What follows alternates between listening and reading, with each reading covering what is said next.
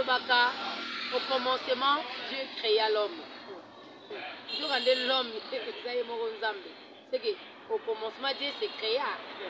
Une ma réponse, on a boni boni lolenge na biso n'est-ce pas kokota déjà na bandako na biso baiboka baikongo balobaka ete na memi ya kabino kaka makasi parce que ezalaka nde bino tolobi bozaba owapi po kokobaka vraiment na kosalelaka biso kosalaka biso confiance na mosala kitoko toyebaka na kosalela bino tolobaka biso toyelaka bino masolo ya sans complaisance toyelaka bino masolo ya kijalelo te que non voilà nasalaka buna lobaka boye parce qu'apesaki nga autant te tolobi tokoloba oyo ezali te tokoloba eza te seke tokoloba ngo te bayiboka olenge ya kukana totosepi parce que boza déjà bayiki ndenge alobaka ntango nyonso ete mpona koyoka biso mpe koyeba nini oyo tokoyeba na koloba mpe nani oyo tokoyeba na koyambela bino toye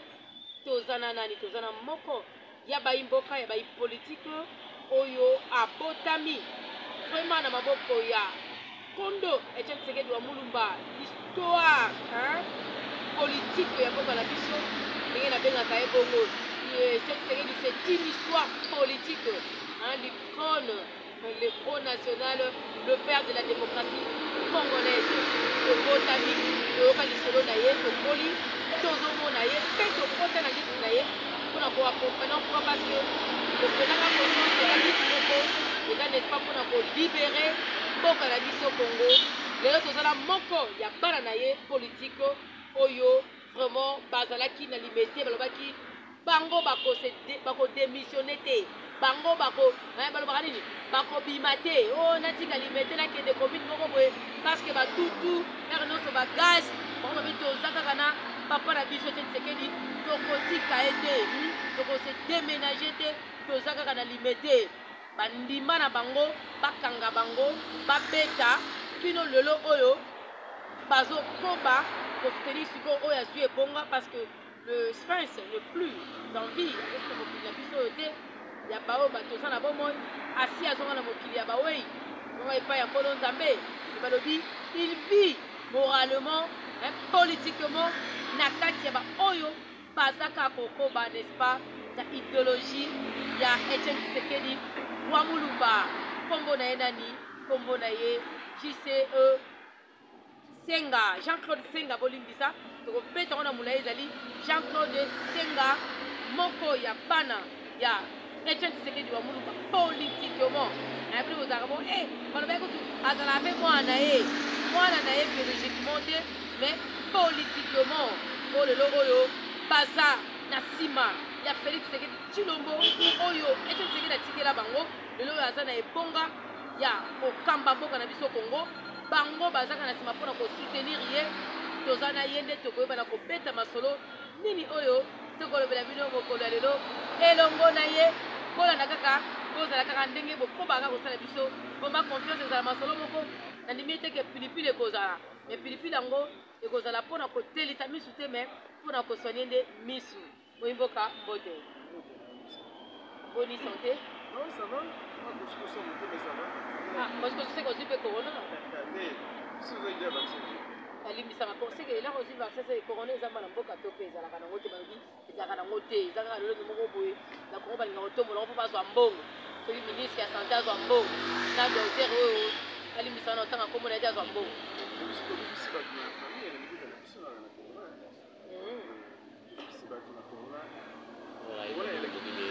très bien mais ezali ka mwa parenthèse tozonga vraimen tokota na kati ya makambo na biso ya lelo poza senga oza kobongama mpona kosala milulu ya minene oyo kozwa mabongo na espace oyo tozali awa ya 10e rue quartier résidentiel n'est-ce pas liboso vraiment ya ancienne permanence ya UDPS boniboni baactivité nini yo osalaka limbisa vraiment oponaka mpe esika oyo yango tokota na mama ya likambo yango soki ezali nini bon eza mpona tokumisa mpe totombola mpe balabala na biso signage totombola mpe parce que bitumba nyonso tu ya 2006 2007 2008 nyonso to bapompo ozoloba na nini ezalaka na balabala tokima biso toza na balabala depuis 2006 toyebanaki ya 2003 donc pupu baleki na biso bandeko na biso bakamarade na ngai bakotika banoti na bango bakwaki basote mabango nyonso to na nsima na biso koto wana to na vili petinias koto to na david alias na mama sisabuna mpe na pesa mbote ye mpe asouffra donc soki bitumba na quartier kaka ewana biso tobopoza viki noki te pesa kodéranger pouvoir en place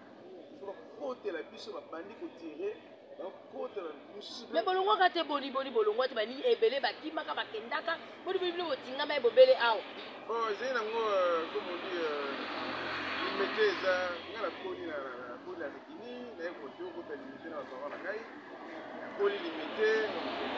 jesu à l'aise nasepela mingi na limete kasi na ngai okomoni lelo limete ekomi pas dire comme bandal c'est paris mais limete c'est UK c'est Londres oh vraiment baimboka bozoyoka ndenge azoloba elobeli wana jospa ezosepelisa bino deja ebele surtout na bandeko nyonso bazolanda biso en direct ya youtube na chaîne na biso ya baimboka tv elongo na moimboka dodo musautumba régide ester moto ezopela makasi tolobi limembe na bino bokontinue kaka kosabone ndenge boza kosabone wana bokota ebele bosabone tozokoma baprésent nini yango oyo kosala oyo kala mingi te tozomonaka deja bainvitation toyaki na lombangu tozosengeli topesa yo vraimen micro oyebana koyebisa baimboka oyo mosu bazotunaka biso ezali nini lulu ekosalemaka mpe kozala mokolo nini mpe na ngonga nini mpe eza mpona nini milulu oyo tozosala mpona tokomisa parti na biso ebebisi lelo 40 ans d'âge donc lelo na ba 13 parlementaire na biso na mosusu baza en vie oyo tubakei bamone basunga biso na 1982 na lelo tobebisi 40 ans d'âge yango mpo tomono lendo mingi tomonaka baesima edps parce que baparlementaire babundela biso basanga limite donc abi lelo oyo likambo na 40 ans wana ekomi okola sa kola sa bali mpe asa koti makambo ebele ifo totelema sikoyo tosala évaluation donc biso concert tosala yango c'est vrai mais totia monde d'or toza nini ye tokende wapi oyo lelo susi eza lelo eza idps tomekola mpe lokola ant tozwi retard bato bakambi parti baza mpe na bafaute na makambo réimplantation ya parti révération ya parti na 3 ans tomoni eloko moko te yango sikoyo fo tosala évaluation tomokende sikoyo année prochaine na l'élection il faut sikoyo bato na biso bacadre oyo aza chance lelo soki toza masoni biso toke na congrès elo ya liboso totia baanimateur sérieux na baposte oyo eza na kati ya parti stratégique mpo lelo batombola parti na biso mais na kotia omwa mungu ya moke kala mingi te abouti bongo kobengana moko na bino oyo azalaki bongo président ai ntango kondo exedeki bamunu baokende kotika mokili oyo ayebaki na kotika etake secrétaire général n'est-ce pas ya udps mais lelo bino bozwi niye bobeti ye cabin bobengani lokola soso au sein de l'udps oyimboka eske lolenge wana kosala makambo bongo eza malamu mpe na nsima na ye mpo balobi ete mingi banda koloba ete soki ye akei nani yango akotikala akozwa place te parce que ye nde abundi mingi ye nde vraimen nde esengeli kaka ye mpe tozomona depuis ye akei mwa mbilinga yango ekokontinaka nini oyo échange au sein de l'udps depuis ke bobengani moko oyo azalaki ya bino jama akabundo bon oyo eyelaki ye eza ye moko pascal akobaraki yango epembe ezwi ye bon akei ebengani ye mpaka torate na kati ya parti na biso parce que ayi na intention ya koma parti na biso adomine chef donc makambo ebele chef sikoyo mpe aotekasa ye basokolaki mpe mai kuna makambo mai eza ya solo lobana lelo bayimboka bayoka nano baya poto bala poto bafungola misu bafungola matoyi makasi boyoka nano makambo mai wana tokokaka te basokolaki mai eza ya solo omoni on est des bantous on est des bantous mokonzi azonge na mboka na esika akolaka esika yana obeta banzopula na mai wana ya lukamba asokoli bakulu na ye nzambe epa fongole misu mpe pendant que ye ke na village magicien wana wango tuko watu bengani akendene bene aza pe magicien mama yo biso no fana banganga nzambe ko magicien ko na poche te bilo epele ko tsa batu magique mama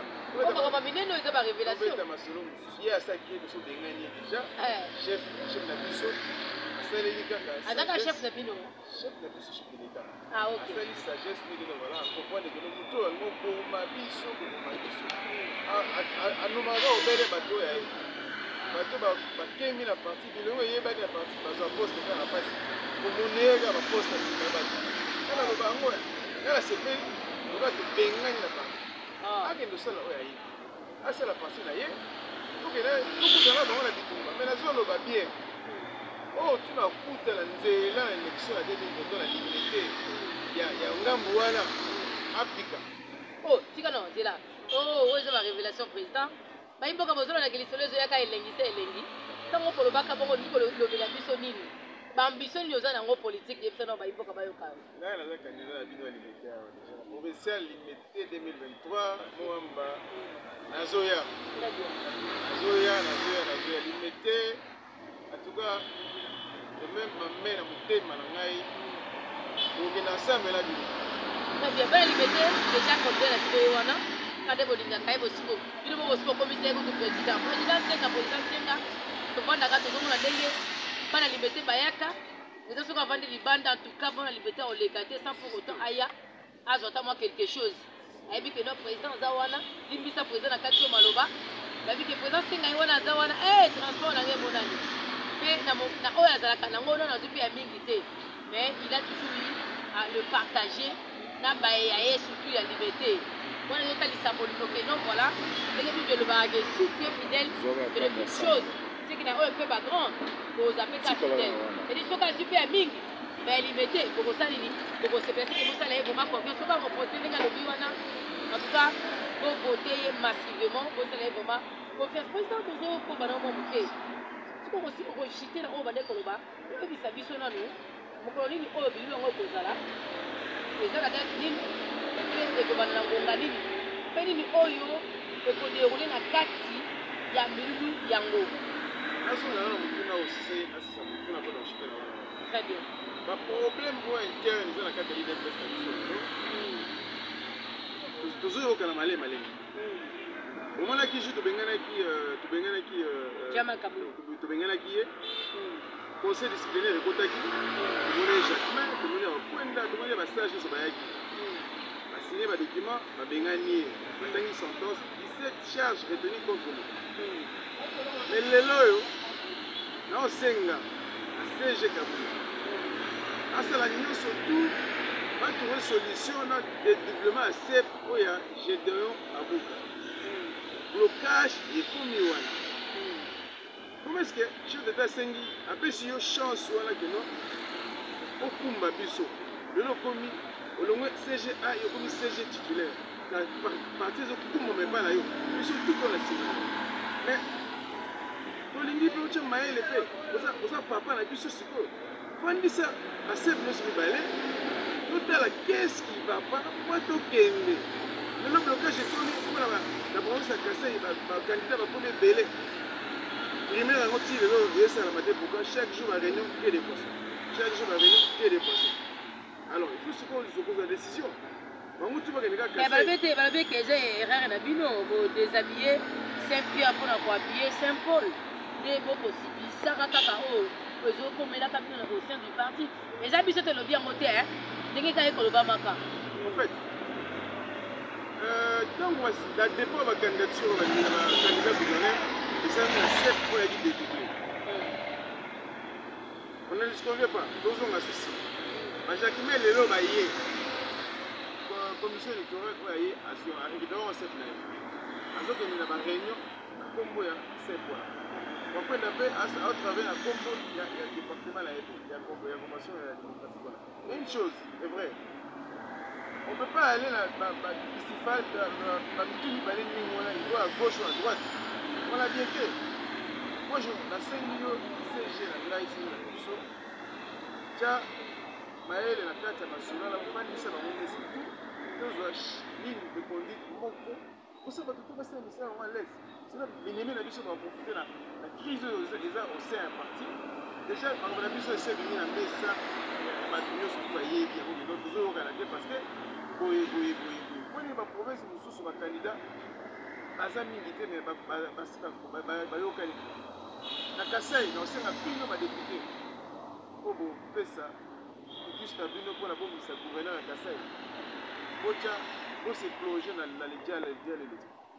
mposa misala bino oyo elongomani moto bomoni keno vala CG bayokani na commission électorale nyonso aomona c'est bon opesi ye chance ala na gouverneur ya Kasai. Moi je le dis pour la ngai bapesa ngo David Mokeba parce que na Kasai il faut un bâtisseur te tozongi mo moke donc ndenge ozaona okotambolaka déjà na candidat na on approche okibi otangi bongo David Mokeba mais David Mokeba balobi ete aza déjà na charge azali conseiller principal ya mokonzi ya mboka na charge ya infrastructure sikoyo ntango kolobaka ete selingi bapesa ye kuna bamisi balobi ete aza na expertise nini est-ce que profil les autres correspond parce que état ya Kasai oriental wana ekosengaka koconstruire yango siko bayebi mboka mosusu balobi ete ye te esengeli mosusu mais batunga bosalelo moko David c'est un bâtisseur très bien aoti ebetepeti ayebi makambo ya nzela ayebi makambo ya kotonga bandako donc Kasai il faut motu mwa ndenge wana azwa yango mobali ya konzo otie ye mpe atie donc vraiment badepute boreso kopesa mwana mboka David Mokeba chance vraiment eza koengage kaka président Senga. Je rappelle que azali fils politique ya Kombe Tshisekedi wa Mulumba tozochite déjà voilà pe azali moko oyo un vrai natif n'est-ce pas ya limité ba oyo accompagner l'île de près babanda komona kasi président Lamuki baye bapesi na mbote bonjour président ete Tshisekedi lelo bakokobaka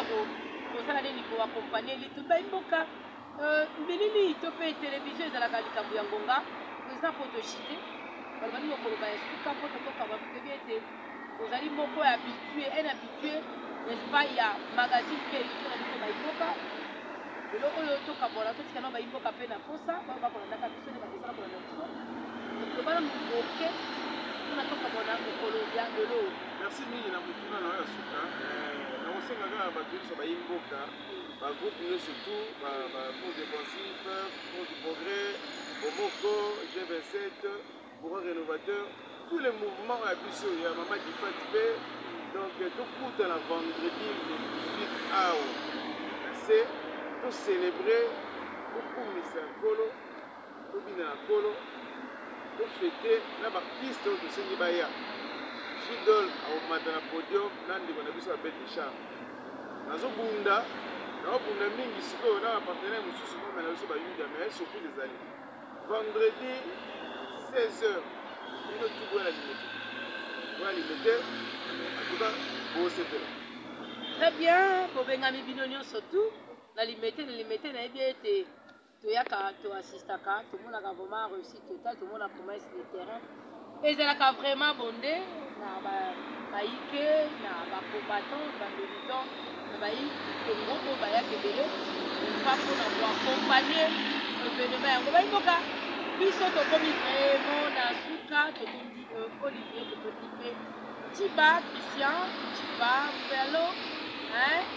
donc tukambala ozoka biso on dirait que n'est-ce pas na YouTube na chaîne na biso ya bayimboka bayi politique mpe totondi Olivier azoka biso vraiment mpona koleka mpe na bachaine mosusu olakisa RMC2 toza na bino eloko tolobi moto eza kopela se kopela biso tosali tomemya bino kaka makasi mpe tozokoba président totondi. merci mingi mama.